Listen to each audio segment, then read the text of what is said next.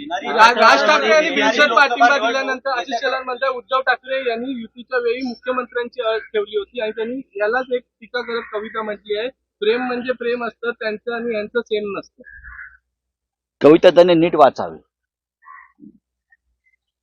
मंगेश पाडगावकरांची कविता काळजीपूर्वक वाचावी, त्याचा उगाच विटंबना करू नये. प्रेम म्हणजे काय असतं? सेमच असतं.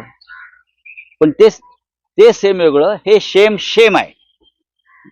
हे जे चाललंय राजकारण भाजपचं आणि हे व्यभिचारी वगैरे सगळे म्हणता ना तुम्ही, हे सेम नसून हे शेम अँड शेम आहे. महाराष्ट्राच्या हितासाठी हा निर्णय का ऐतिहासिक निर्णय आहे का राज ठाकरेंचा? वारंवार महाराष्ट्राच्या हितासाठी कोणताही निर्णय हा मला दिसत नाही.